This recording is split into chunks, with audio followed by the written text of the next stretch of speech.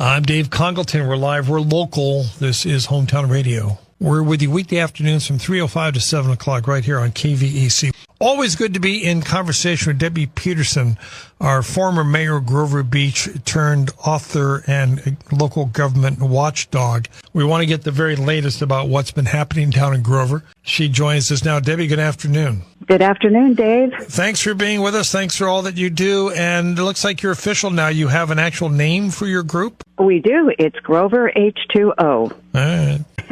Well, we want everyone to understand that we're not against extra water. We just want to make sure that it's done the best possible way. So much to ask you. Let's kind of walk through what happened yesterday with your effort. It was a big, big day. I'm going to call it the day of the 3 R's because we submitted the repeal signatures to put the repeal on the ballot. We ran into some more difficulties with the city clerk, Wendy Sim, on our recall.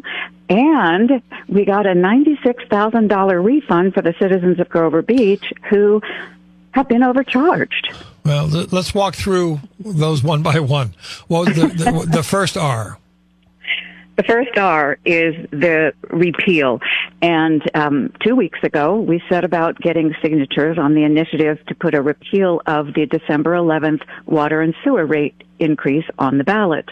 And our first day, we had every signature we needed and more. We needed 235. By the end of the day, we had 357 just from people coming to a local park in Grover Beach.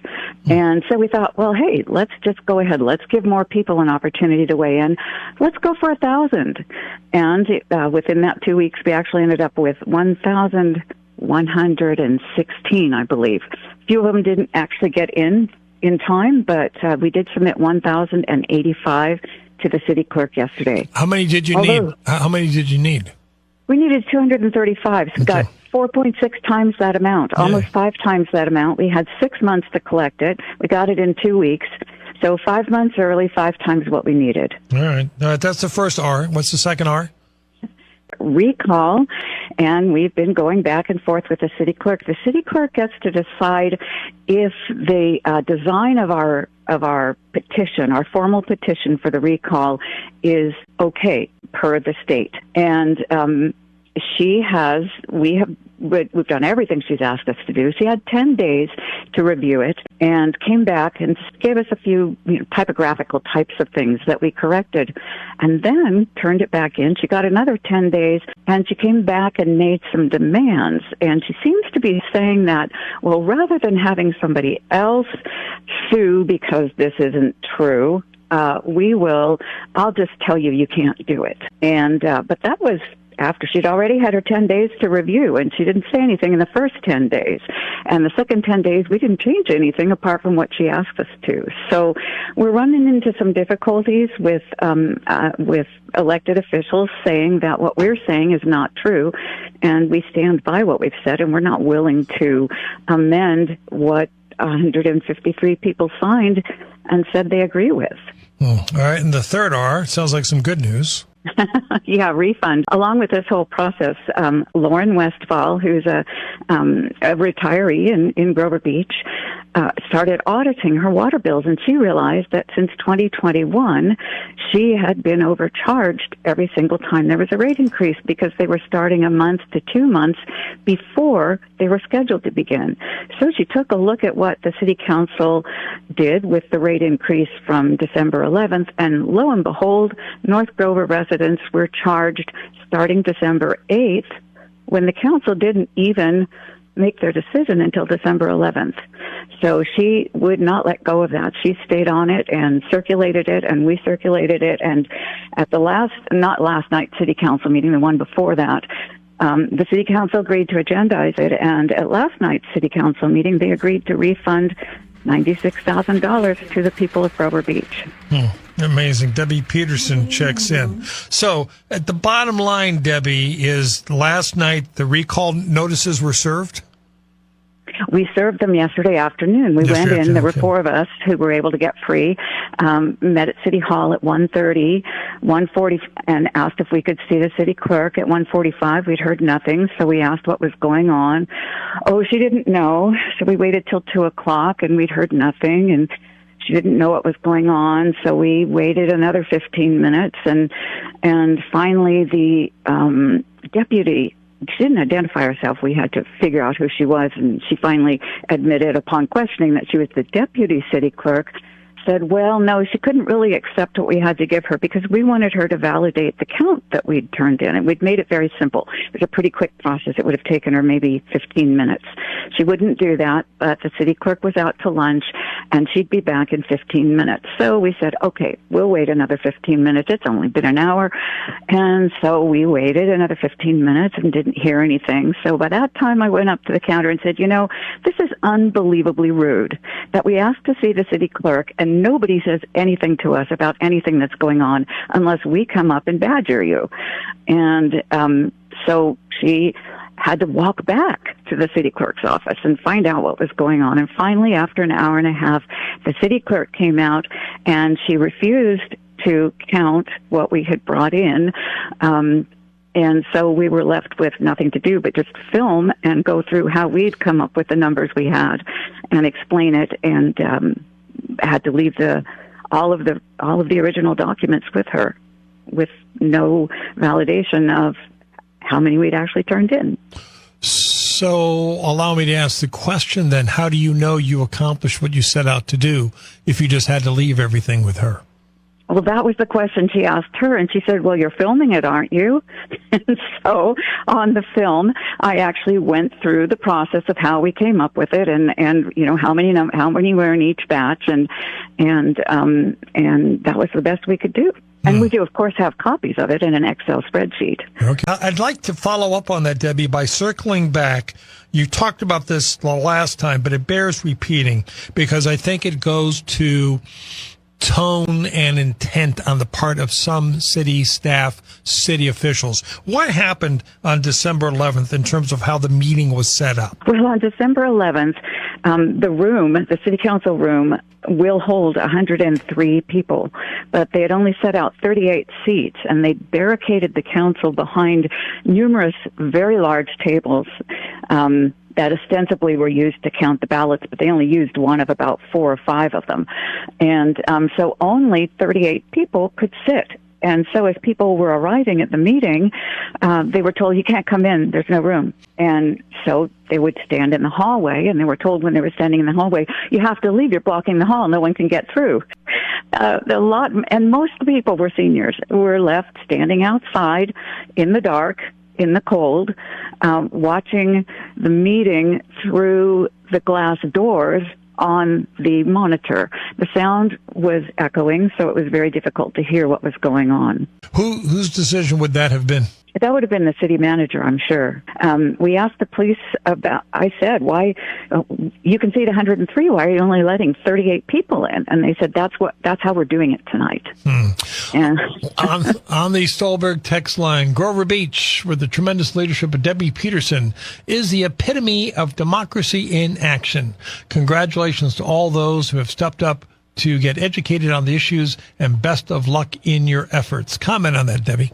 Well, democracy isn't about one person. It's about, in this case, I think 3,800 people who are voters in families that sent letters, 2,000 letters to the city saying, please don't do this increase. It just isn't working for us to do this Central Coast Blue project. It's too expensive. And so we now have 3,800 people in households that have sent letters or who have signed the repeal the rate increase document to put it on the ballot, or who have been proponents of a recall. And that's where we're waiting now with the recall, is for the official petition, which the city clerk has to approve. We'll explain that after the break. First, is there a website for Grover H2O? Yeah, GROVERH2O.com. Kind of says it all. All right, we're chatting with Debbie Peterson, former Grover Beach mayor, turned local government watchdog, turned successful author and presenter. giving us the very latest about Grover Beach and what happened last night and what happened yesterday in City Hall. This just gets more fascinating by the week.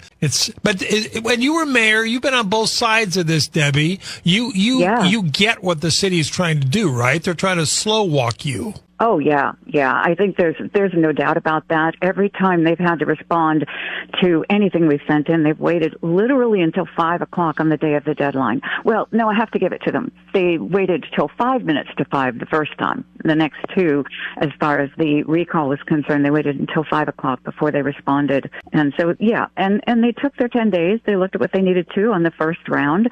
They asked us to make some changes. We made the changes, and then they had another 10 days, and they decided to make some more changes. But, they'd already had that 10 days. I don't think they get 10 ad infinitum until we pass the election, and they've stopped us from doing it. So let's talk a little bit about where we go from here, and let's break this down to repeal versus recall. Let's start with repeal. What happens now? There are two different processes, and they're both initiative measures, but the repeal is very, very simple. It gives our reasons, of course, but it says that the tax increase that was put in place on December 11th is hereby repealed. And that will now sit with the city clerk while she decides whether or not we have 235 good voter signatures on that 1,085 signature document. And she has 30 days plus holidays and weekends to count that. And then she has to give it to the city council, and they have three choices. They can either accept the repeal and just repeal it, which makes a lot of sense given that we've got 3,800 citizens and only 4,800 of us vote regularly. It would make sense that they might want to repeal. The other option they have is to send it out to committees for 30 days, which I'm thinking the most likely option. And the third option is to put it on the ballot. If they do send it out for committees, to committees, then after that 30 days, again, they would have to put it on the ballot. So it should be on the November 4th ballot, and that would be the repeal. Hopefully the council will see the light, realize that their people really can't do this, don't want to do this, want them to look at some alternatives and work with what we've got. Do I have the figures right here? I jotted down that Grover Beach residents are heading for a 29% increase next month in water, their bills, and the rates are going to double. Not exactly. Okay. No. They are enacting a 19% rate increase every year starting this year as of February 1st. And by the time we get to 2028, in less than 4 years, that will have doubled more than doubled what we're paying. And for the average family, for the average water user, that'll be more than $1,000 a year. I see. But immediately it's 19%. Okay. All right. So that's repeal. What about recall? Recall, we are working to recall the mayor and two council members who voted in favor of the increase. And in that process, you start with petitions for people who are called proponents. Their folks are saying, hey, we want this on the ballot. And that information's public. Once you do that, then you go to the city clerk with your proposed petition, official petition, to put it on the ballot. And depending who we're talking about, we need either 500 signatures or we need 2,000 signatures. And we are currently in a 6-week holding phase with the city clerk who is, I'm going to say, messing us around. As we talked about, we know why she's doing it. Yeah. Well, what they've done so far is they have successfully stopped us from having, from declaring an early election prior to the November election. At this point, now there is no option for that. So they've successfully done that. And we're talking about the mayor, Karen Bright, and then council members Rushing and Zimmerman. Correct. Have any of these three shown any signs of switching allegiance? Not that I'm aware of. I can't say that I have seen anything. So they're making an effort to do a better job, I think. They're making an effort to be responsive. I will give them that. But they are still not listening on this particular issue, as far as I can tell. And remind me, please, Debbie, when you have a recall election, in this case, 3 people, do you have to run a slate of replacement candidates? It used to be the case that you did, but I believe that's changed now. It's all very confusing because it all changed this year, and no one seems to really understand what's really happening. But at any level, but no, we don't at this point have to run a slate. However, if it's on the November ballot, the folks who are up for re-election anyway could choose not to run, and then the recall would be until they're out of office in December, which would be a few-week recall. But no, you don't have to run people as far as we can tell. On the Stolberg text line, a listener writes, I'm fine with attempts to repeal actions that are attempted by elected officials, but I disagree with the recalls that are being attempted. I feel recalls should only be used in extreme cases. Otherwise, it just seems like election denial. Isn't this an extreme case? I would say it's an extreme case, and I do understand that there is a resistance to recall. It's not a happy thing, and we'd rather do positive, constructive things. The thing is that these are the people who brought this to us. These are the people who refuse to listen to us. And it's a little bit like you get a boa constrictor in your house that's squeezing the life out of you. If you just put it out on the patio, it's going to come back and squeeze the life out of you again. You've got to get it gone. You've got to move it away in order to have a different kind of government. I would also point out that this was not a unanimous vote. It was a 3-2 vote. So there is dissension even within the city council. Yes. Yeah. 3-2 is, pretty close. So it's not like there's a mandate for the city council to do this. It can't get any closer. Meanwhile, on the Stolberg line, here you go, Debbie. A listener down in Black Lake in Napomo says that they need you. Are you available for hire? No. No, I had no intention of coming back and doing any of this. I retired from local politics. I'm still working full time, but retired from local politics. I feel like I did my term, but when I found out that it was going to double my water bill and I couldn't afford it, I knew nobody else could either, and so I had to step back in. But thank you, Napomo. Happy to talk to you. I can't do any more right now. I think at some point I'm serious about this. You should set up like a Saturday morning workshop somewhere. Keep the price low. How to be a local government watchdog, and let us come in, and you kind of, and you do it in your books, but you kind of give us the ABCs as to how local government works and how we can get more involved in the process. I think you'd have a pretty good turnout for that. I would love to do that, and I've been a little bit embarrassed about saying to people, "Would you please just read my books? Could I tell you?" but the reality is that is how you know how to do it. It's how you know to spot things. It's how you know where to look and how to find stuff, and what your role and responsibility is in the government that you own. Looking in your crystal ball, how confident are you of the repeal and the recall both succeeding? I am. We will do everything in our power to make sure that happens, and we have a huge base of people behind us. I'm pretty certain they can all go through. I'm pretty certain we can make it all happen. There's no legal reason why we can't. The only thing that would stop us would be continued obstruction from City Clerk Wendy Sims, and that is proving to be a problem. I mean, she's asking us to take things out that people have signed to, that people believe, that people have agreed to, and now she wants us to modify a document that the state says can't be modified unless you go to court.